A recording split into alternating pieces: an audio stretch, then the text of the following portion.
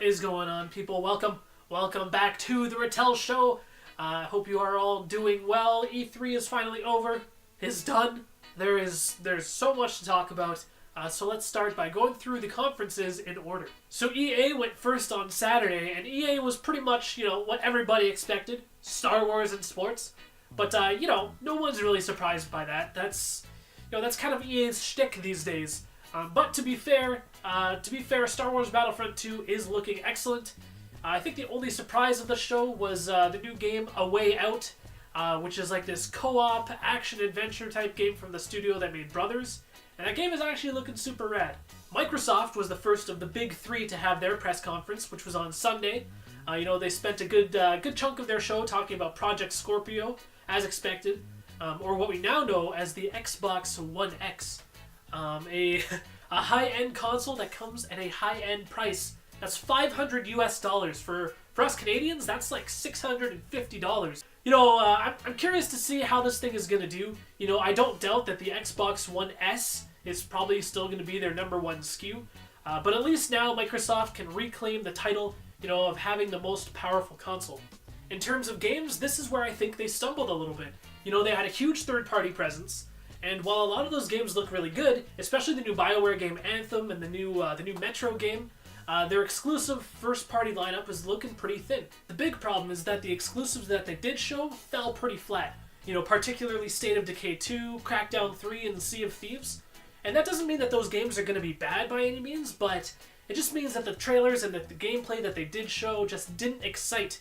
And for Microsoft's sake, these games need to knock it out of the park. Back in my E3 predictions video, I mentioned I wanted to see Microsoft move in another direction and, kind of distance itself from the bro shooter that they've been known for.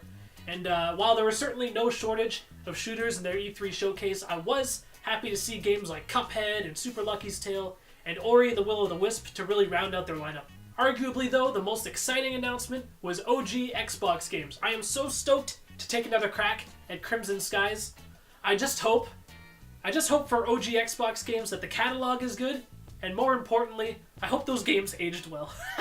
Next up was Bethesda. Now, Bethesda, more than any other publisher, got the most flack for their press conference this year. Personally, I think it's unwarranted. Yes, they're releasing Skyrim on everything. No, they didn't announce the next Elder Scrolls game, but instead they decided to focus mainly on games that are coming out in 2017, an approach that personally I like a lot. Bethesda's main development team, their A team, is no doubt balls deep working on the next Elder Scrolls game, if history has taught us anything, which is why Todd Howard was not at this year's E3, because Fallout 4 really was only like a year and a half ago, not even 2 years ago, I think. So if they were to show and tease the next Elder Scrolls game, realistically, that game wouldn't be seeing the light of day until 2019. Me, personally, I would rather see it when the time is right.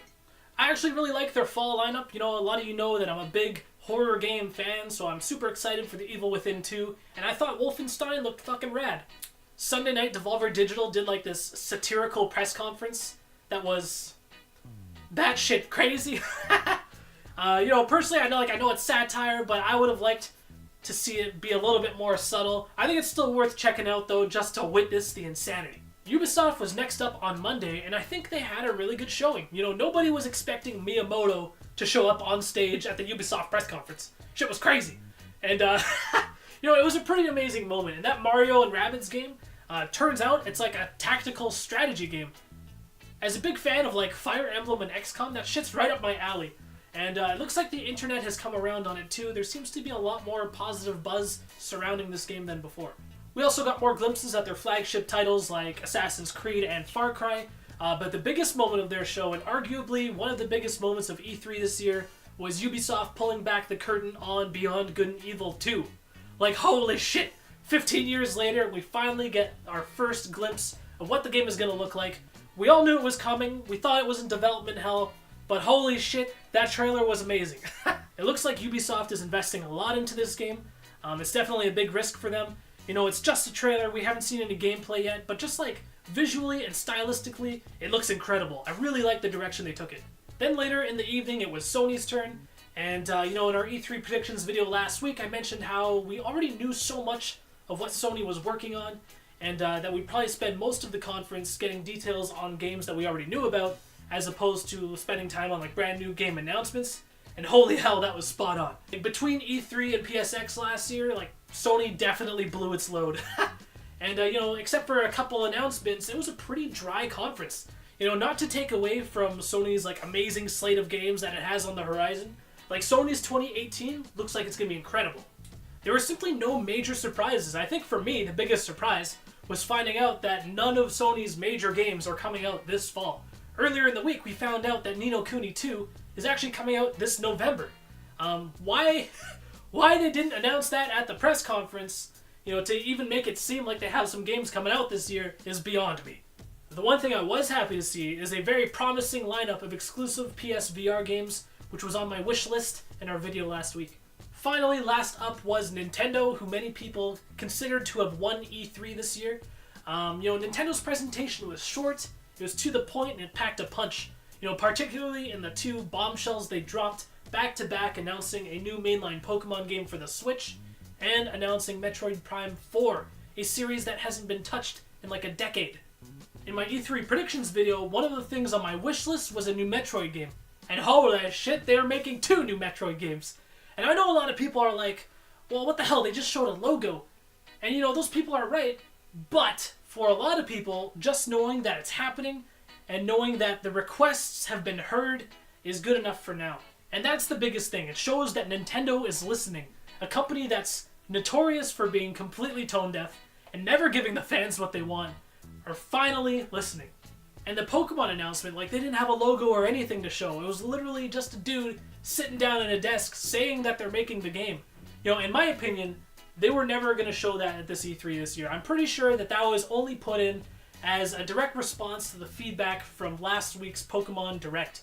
Like, I don't doubt that they've been making the game, but I don't think that they were planning on announcing the game this week. All in all, I think it was a pretty good E3 this year. The mindset of the internet and those I've talked to seem pretty down on E3 this year, saying it wasn't that great.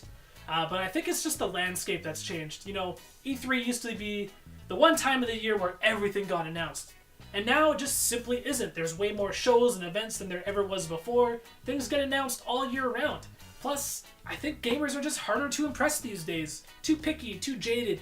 I'm not saying that we shouldn't be critical, but if you don't want to buy Skyrim for the 3rd time, then don't buy Skyrim for the 3rd time. I look at the fall lineup this year, and it actually looks pretty freaking incredible, and 2018 looks like it is the year to beat. For me, there are a lot of games to look forward to right now. The new Dragon Ball FighterZ game looks freaking nuts. A lot of people would probably look at it and just be like, oh, cool, a new Dragon Ball fighting game. But it's so much more than that. It is a new Dragon Ball fighting game made by Arc System Works, the dudes who made Guilty Gear and BlazBlue. That is a big fucking deal. It's on a 2D playing field, no more of that 3D arena combat bullshit. Plus it's 3 versus 3 and it has character assists just like Marvel vs. Capcom 2. Like, that is the recipe for the craziest, most insane fighting game of all time. I can't fucking wait. Plus there are just so many other games that I am excited for. Evil Within 2, Anthem, Spider-Man, freaking Super Mario Odyssey. It is a great time to be a gamer. But that is going to wrap it up for our E3 2017. That is it for the Retel Show, and we're actually going to be taking a 2-week break. I'm going to be away on vacation, so the Retel Show will be back on the first week of July. Anyways, that is it for me. Thank you so much for watching. Peace out.